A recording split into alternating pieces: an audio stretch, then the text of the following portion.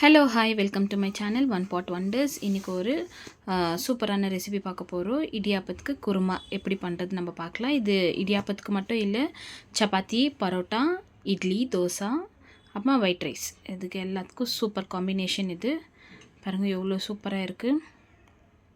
கையில் ஏன் நழுவுதுன்னா ரொம்ப சூடாக இருந்துச்சு, அதனால தான் கையில் நழுவுது. ஓகே, இது எப்படி செய்து நம்ம பார்க்கலாம். ஒரு குக்கரில் ஒரு 2 டேபிள் ஸ்பூன் ஆயில் நல்லா ஹீட் ஆனோம். ஒரு 1/4 டீஸ்பூன் கடுகு, 1/4 டீஸ்பூன் சீரகம். இது நல்லா பொரிஞ்சு வந்தணும். ஒரு ஆனியனை நல்லா சாப் பண்ணி எடுத்துக்கலாம். இதை இப்போ நல்லா மிக்ஸ் பண்ணிக்கின்னு கலர் சேஞ்ச் ஆகிற மட்டும். இப்போ ஒரு பச்சை மிளகாய் ஸ்லிட் பண்ணி சேர்த்துக்கினேன் நான். இப்போது 30 செகண்ட்ஸ் நல்லா சாட்டே பண்ணிக்கலாம். இப்போது பச்சை பட்டாணி ஒரு கப்பு கிழங்கு, இது ரெண்டுமே இந்த எண்ணெயிலே நல்லா பொரிஞ்சு வரணும். இது கூட ஒரு 2 தக்காளி சின்னதாக நறுக்கி சேர்த்துருக்கேன். இதுவும் நல்லா மிக்ஸ் பண்ணிக்கலாம். கொஞ்சமாக சால்ட்டு, தக்காளி அது ஸ்மாஷ் ஆகிறதுக்கு, ஸோ சீக்கிரம் குக் ஆகும்.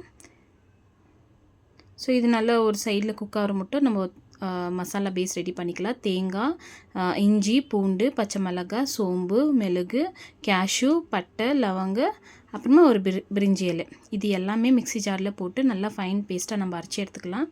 இப்போ நம்ம மசாலா பவுடர்ஸ் ஆட் பண்ணிக்கலாம். மஞ்சள் தூள், மிளகாத்தூள், தனியாத்தூள், அப்புறமா கொழும்பு மிளகாத்தூள், இதை நல்லா சேர்த்து மிக்ஸ் பண்ணி எடுத்துக்கலாம்.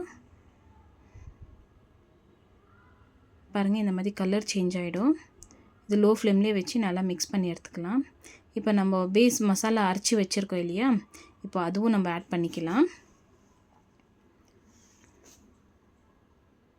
இதில் ஆட் பண்ணி இதுவும் நல்லா மிக்ஸ் பண்ணி எடுத்துக்கலாம். இந்த மிக்சியில் கொஞ்சம் எக்ஸ்ட்ரா மசாலா இருந்துச்சு இல்லைங்களா, அதில் ஒரு கிளாஸ் தண்ணி விட்டு அதுவும் இப்போ நான் சேர்த்துக்க போகிறேன்.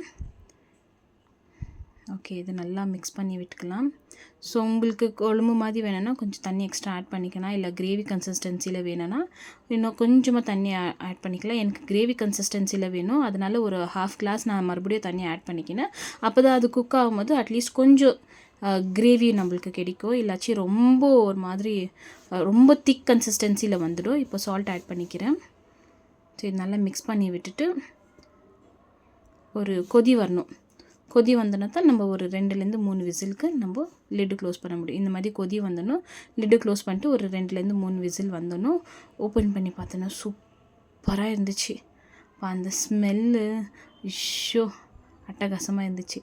ஓகே, பாருங்கள் குருமா ரெடி ஆயிடுச்சு.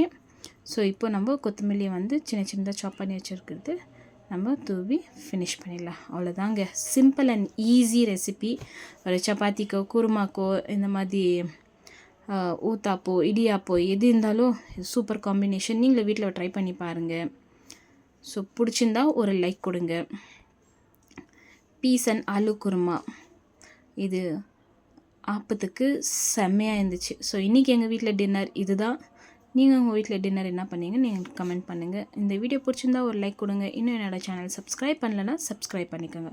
இன்னொரு சூப்பரான ரெசிபியில் நான் உங்களை மீண்டும் சந்திக்கிறேன். Until then, bye from Ashwini.